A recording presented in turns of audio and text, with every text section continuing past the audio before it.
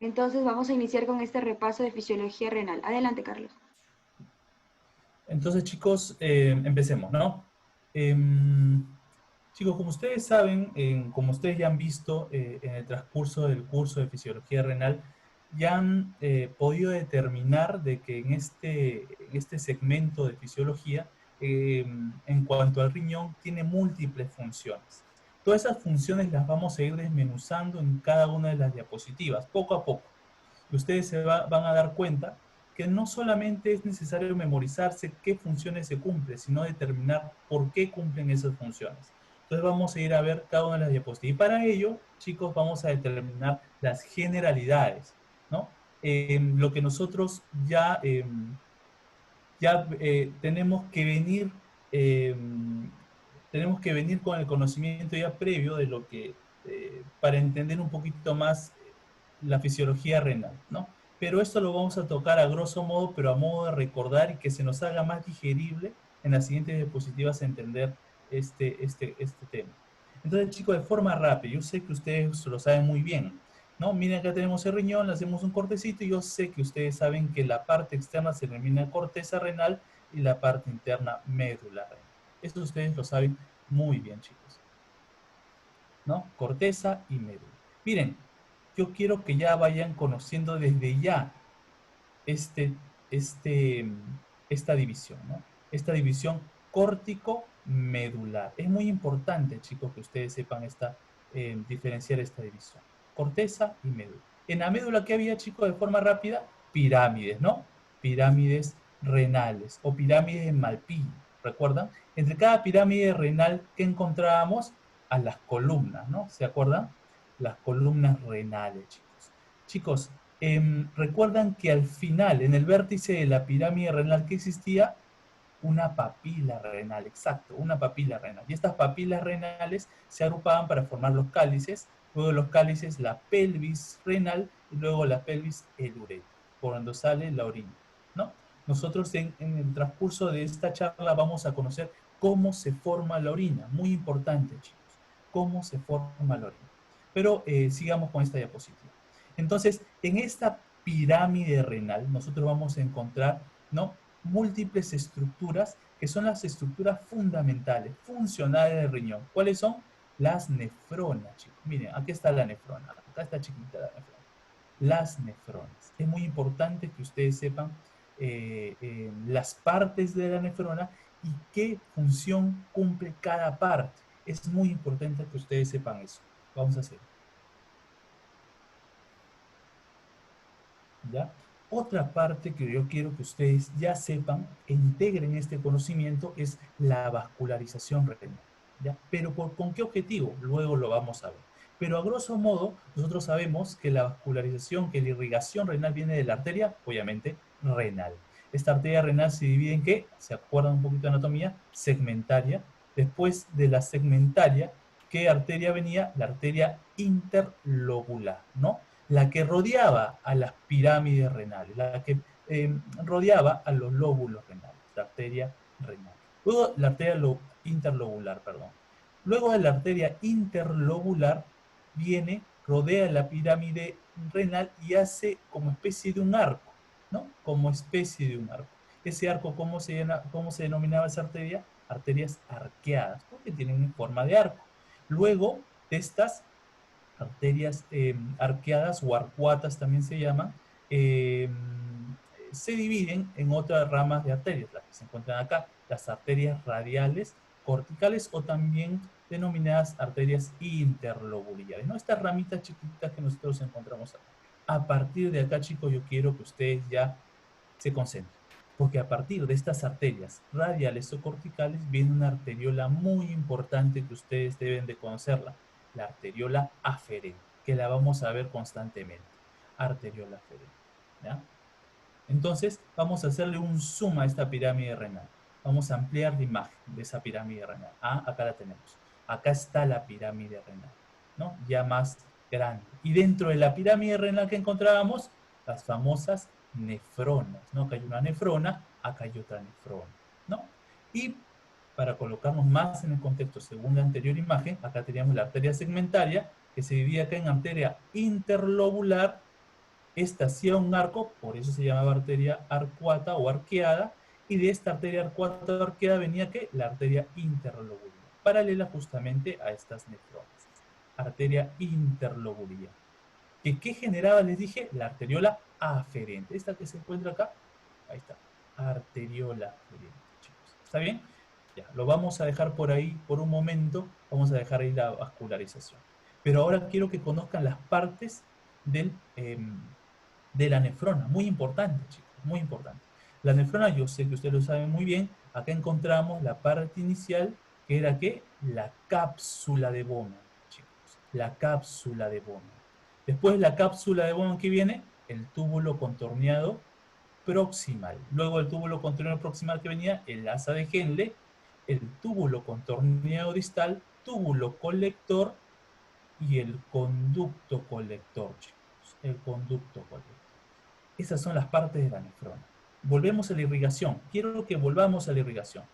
¿Recuerdan cuál era la rama de esta arteria interlobular? La arteriola aferente, ¿sí o no? Perfecto, arteriola aferente.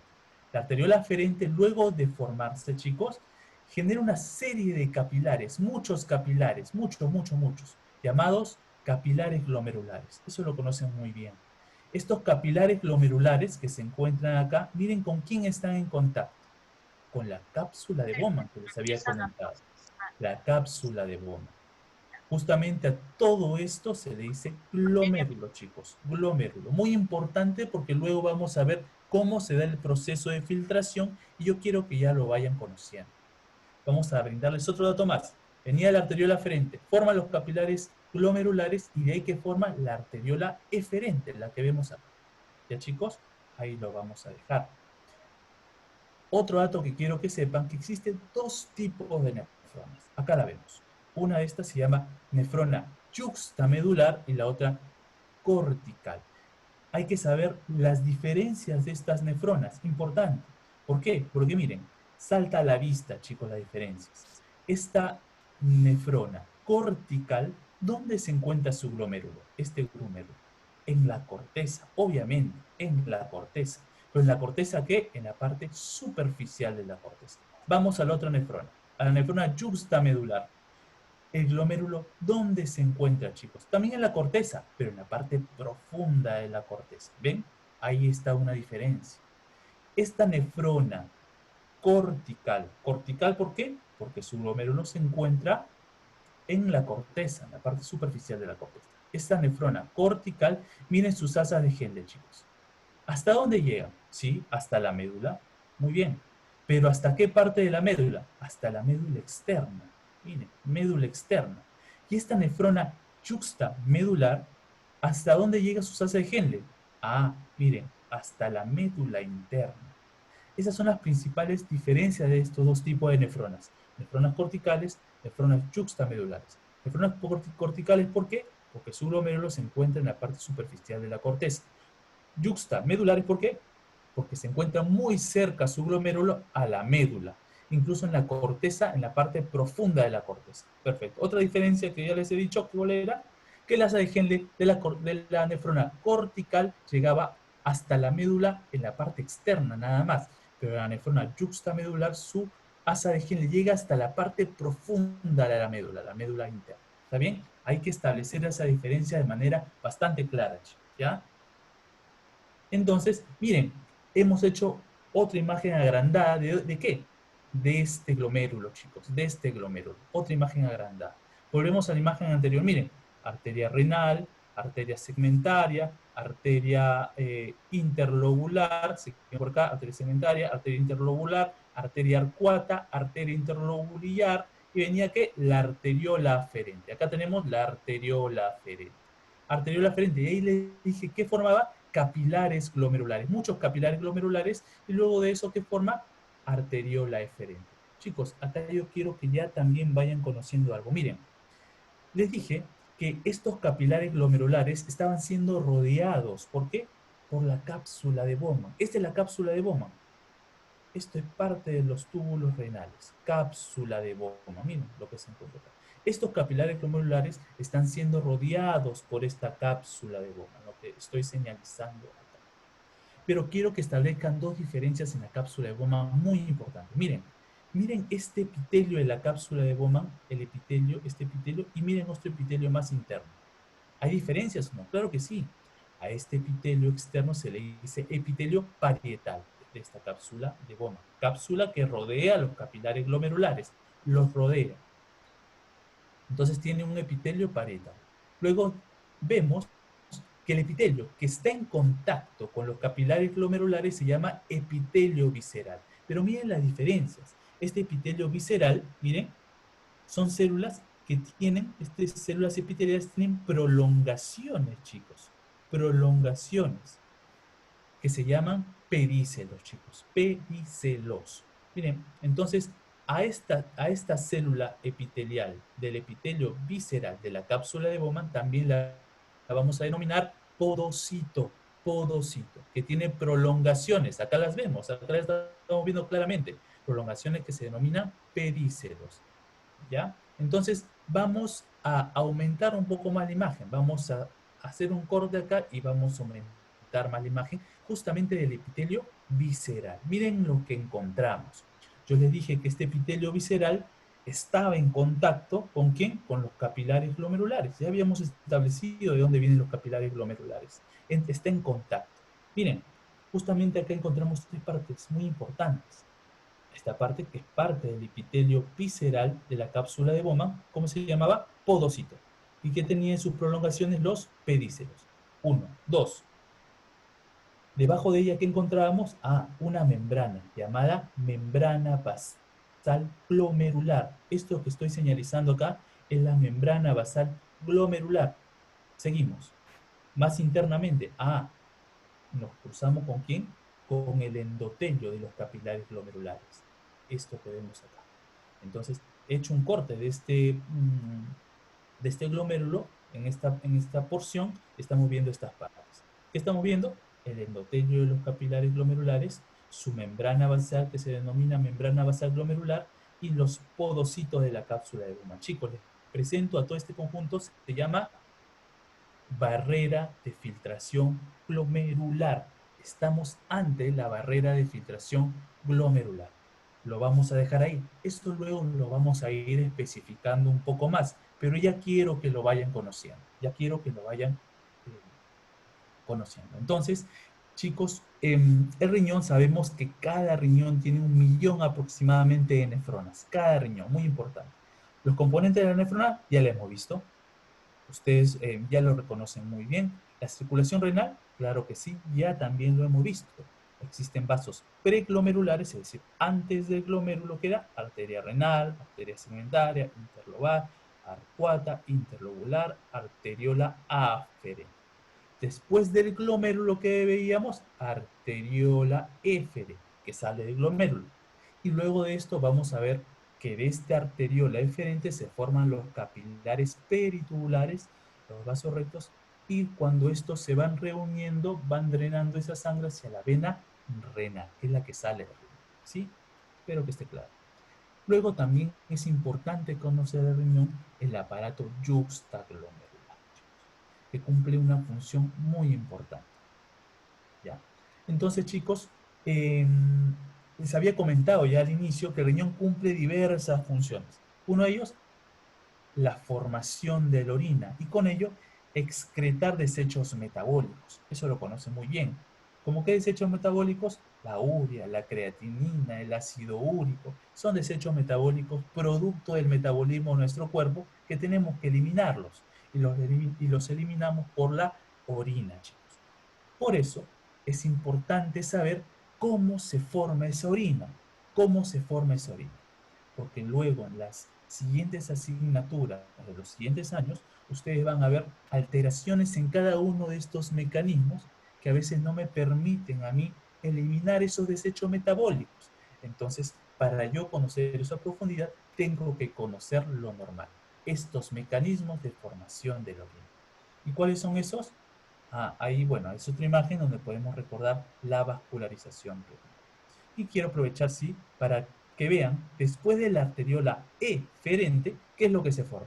Todos estos capilares. Miren cómo estos capilares rodean, ¿no? Rodean al asa de Henle, al túbulo contorneo proximal, distal, a todos esos capilares que rodean. Todos estos túbulos se le dicen capilares peritubulares. Peri porque están alrededor de los túbulos peritubulares. ¿Está bien? Entonces volvemos a los mecanismos de la formación de la orina. Y ahí encontramos, miren chicos, encontramos estos mecanismos. Uno, filtración. Nosotros ahora vamos a conocer cómo se da este proceso de filtración. ¿Cómo se da este proceso? Lo tenemos que conocer muy bien. Siguiente, dos, secreción tubular. Miren, ya hemos visto acá los capilares peritubulares, justamente los que les presenté acá. Después de la arteriola aferente que venía, los capilares peritubulares, todos estos capilares peritubulares. Pero a partir de esos capilares peritubulares que son muy importantes, se va a dar ¿qué? La secreción de sustancias, chicos. Miren, secreción tubular. No solamente a la nefrona va a llegar lo que se filtra, sino también lo que se secreta. ¿Está bien? Muchas veces cuando lleven su curso de farmacología, va a haber muchos fármacos que van a llegar a la nefrona para excretarse por la orina a través de este mecanismo de secreción tubular. ¿Se dan cuenta? Muy importante, muy importante. Además de ello, existe, ustedes es importante que conozcan esto, porque a veces hay patologías, por ejemplo, les voy avisando, una hiperpotasemia, eso quiere decir que el potasio está muy elevado. Un mecanismo para bajar ese potasio de nuestra sangre, de nuestro organismo, es botándolo, obviamente, el cuerpo es sabio, es botándolo. ¿Y cómo lo puede botar? Por este mecanismo de secreción tubular, también muy importante. Chicos, a veces tenemos, por ejemplo, poco sodio en la sangre. A veces hay patologías que bajan mucho nuestro sodio, hiponatremia, eso se le dice, baja nuestro sodio. Y ante eso, ¿qué hace nuestro riñón? Ah, perfecto, reabsorber, es decir, retener todo el sodio que haya. ¿Para qué? Para aumentar ese sodio que estaba abajo. ¿Mediante qué mecanismo? Reabsorción. ¿Se dan cuenta de la importancia de estos mecanismos? Y luego la excreción, que ya les comenté, la importancia de la excreción en los desechos metabólicos. Chicos, cuando a veces también encontramos depresión de volumen, cuando hay una hipovolemia, quiere decir eso, que cuando el volumen de sangre ha disminuido nuestro organismo. ¿Qué va a hacer nuestro riñón? Ah, si el volumen de sangre ha disminuido en nosotros, lo que va a hacer nuestro riñón es reabsorber todo lo que puede para aumentar ese volumen. ¿Ya chicos? Muy importante. En todo lo que les he comentado, estamos viendo dos funciones muy importantes. Desecho de productos metabólicos, ¿no? De excretar productos metabólicos de excreción, una función, y la otra función que ya le estoy diciendo es regulación hidroelectrolítica, porque les he hablado de sodio, les he hablado de potasio, les he hablado de agua. Hay una regulación hidroelectrolítica en el riñón. ¿Ven la importancia? Conociendo esto, yo ya sé qué funciones cumple el riñón. Ah, regulación hidroelectrolítica. Ah, excreción de productos de desecho metabólico. Perfecto. Entonces, la orina final, chicos, ¿resultado de qué es? A, de filtrado, menos lo reabsorbido, más la secreción. Es cierto. La orina final es el filtrado con la secreción, sumado con la secreción, filtrado sumado con la secreción, menos lo que se reabsorbe, obviamente. Eso es la excreción, la orina final. Chicos, entonces vamos a hablar ahora de la primera parte, el filtrado glomerular. El filtrado glomerular.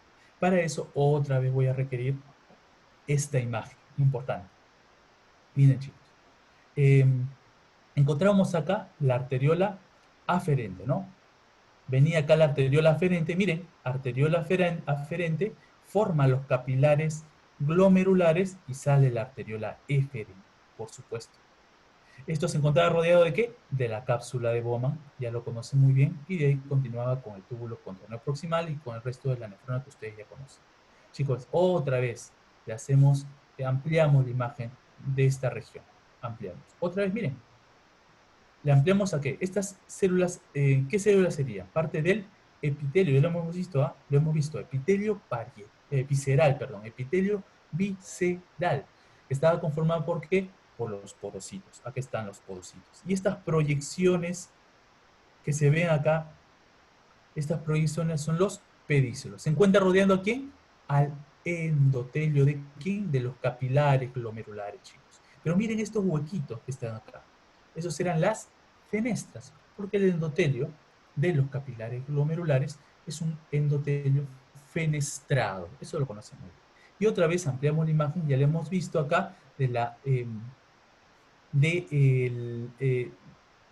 del epitelio visceral con el endotelio, que forma parte, ya les había comentado, de la barrera de filtración glomerular. Ya les había comentado al inicio, eso lo podemos pasar rápido. Pero vamos a recordar las tres partes de esta barrera de filtración en la siguiente diapositiva. Barrera de filtración. Entonces, lo primero que yo quiero que ustedes sepan del filtrado glomerular es que existe, ¿qué? Una barrera de filtrado glomerular, chicos. Es lo primero que yo quiero que ustedes sepan. Conformado porque ustedes tienen que saber las partes de esa barrera de filtración. La tienen que conocer. ¿Por qué? Porque, eh, porque esta barrera tiene propiedades muy importantes que va a seleccionar lo que se va a filtrar hacia los túbulos. Porque miren, chicos, miren, por acá viene ¿qué? Tiene el flujo sanguíneo, que viene de la circulación en general, por esta arteriola aferente. Habíamos comentado al inicio que venía por la arteria renal y ahí se dividía hasta la arteriola aferente. Por acá viene el flujo, viene la sangre. Viene por estos capilares y a través de estos capilares va a pasar esa sangre, no toda la sangre, luego vamos a ver qué porcentaje y qué fracción de la sangre pasa hacia, hacia el espacio de Bowman, hacia la cápsula de Bowman, para luego dirigirse hacia todos los túbulos de la nefrona. ¿Ya, chicos? Entonces, este filtrado debe seleccionarse. ¿Quién lo selecciona? Esta barrera de filtración glomerular.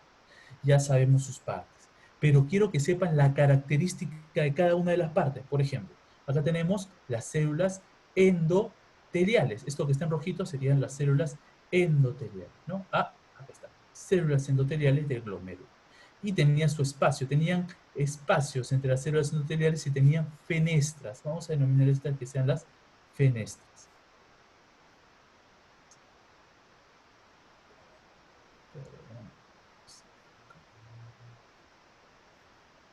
¿Ya? Las fenestras, ¿ya? Entonces tenemos acá el endotelio, chicos. El endotelio tiene una carga muy importante, una carga negativa. Luego vamos a ver la importancia de este endotelio con carga negativa. Luego tenemos la membrana basal glomerular, chicos, ya les había comentado. Esta membrana basal glomerular tiene carga también negativa, pero esta carga negativa se va a dar ¿por qué? Por componentes, por macromoléculas que se encuentran acá, como son los proteoglicanos, el colágeno tipo 4, que le dan también una característica muy particular que luego lo voy a comentar. Y aquí encontramos los pedícelos, chicos. Acá están los pedícelos. Miren, les voy a mencionar de una vez la característica que ya les había comentado. Miren, entonces, este endotelio tiene cargas negativas, lo que va a permitir justamente que las proteínas que vengan de la sangre no se filtre, chicos, no se filtre. Importante, las cargas negativas. La membrana basal glomerular también tiene cargas negativas, que va a permitir que las proteínas con carga negativa no se filtren, porque lo negativo con lo negativo se repelen, obviamente, se repelen. Entonces, estas cargas negativas van a evitar que las proteínas pasen hacia la orina. ¿Se dan cuenta de la importancia de esta barrera de filtración glomerular? Y entre los pedícelos encontramos ciertas estructuras proteínicas como la nefrina y otras más que evitan también el paso de proteínas y además de elementos formes.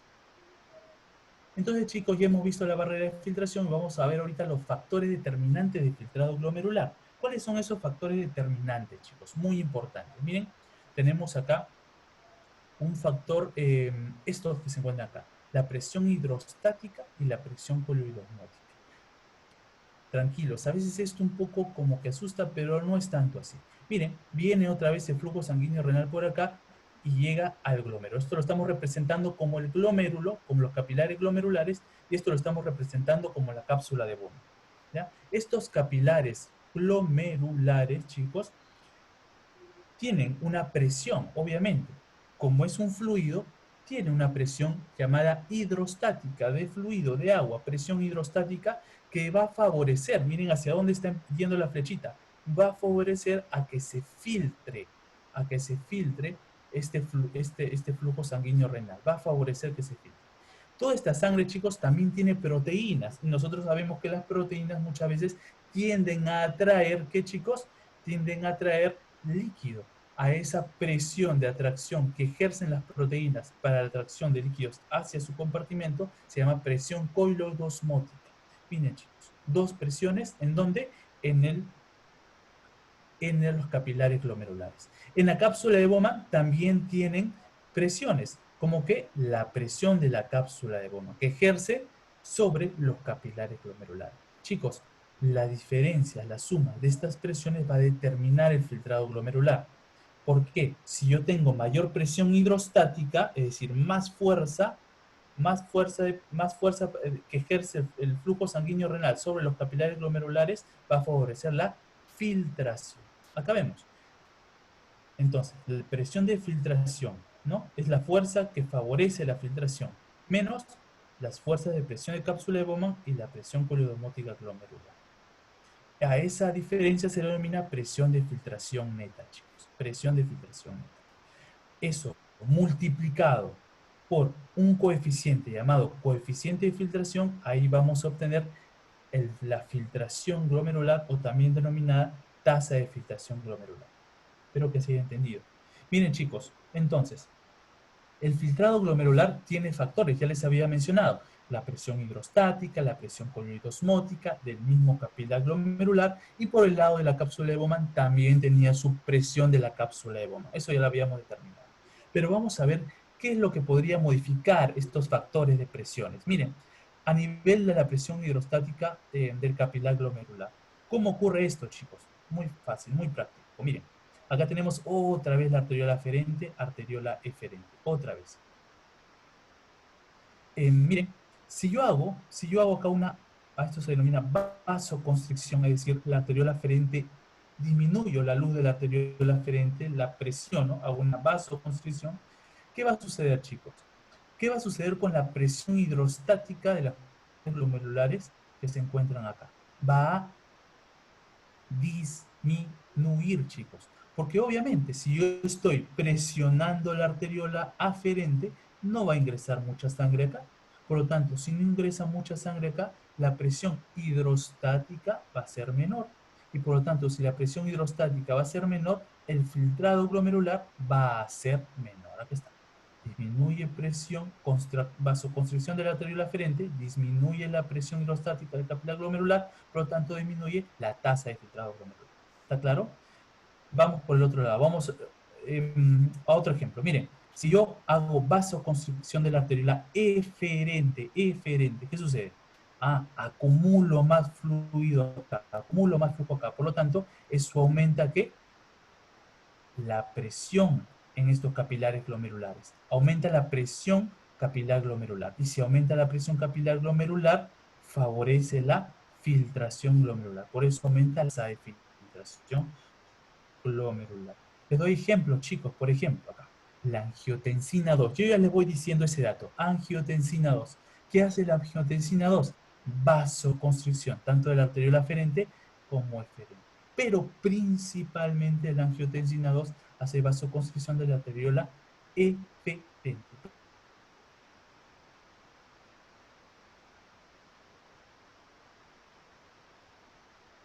Principalmente, arteriola eferente. Vamos a ver lo que tenemos que conocer es la fracción de filtración. Pero para eso yo quiero que sepan el flujo, qué es lo que es flujo sanguíneo renal.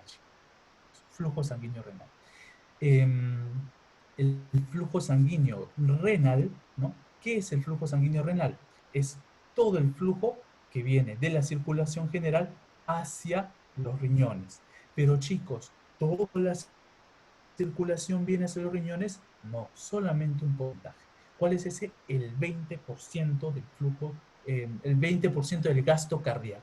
El flujo sanguíneo renal es el 20% del gasto cardíaco. Acá está, acá lo tenemos. 20% del gasto cardíaco. Eso más o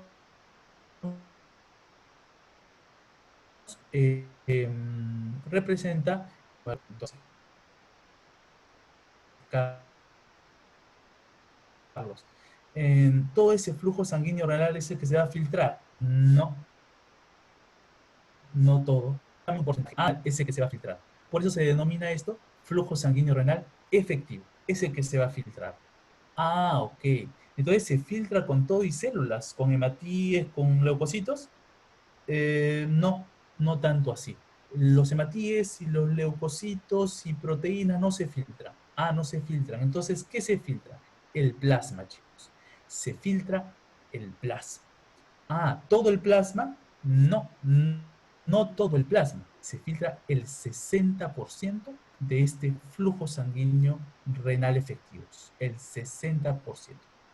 El 60% es equivale al plasma eh, de nuestro volumen sanguíneo, chicos, ¿no? El 60%, considerando que el hematocrito sea el 40%.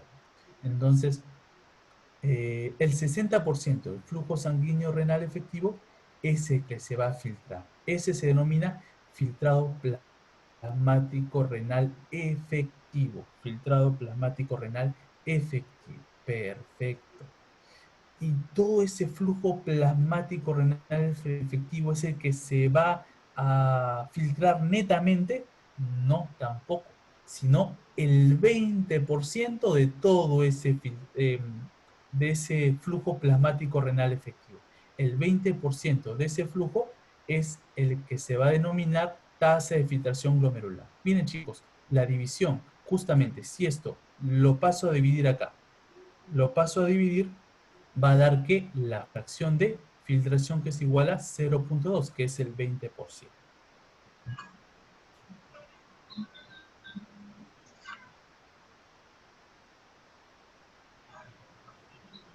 Chicos, en unos 5 minutos vamos a vamos a continuar, ¿ya? Esta primera parte repásenla rápidamente y continuamos en unos minutos.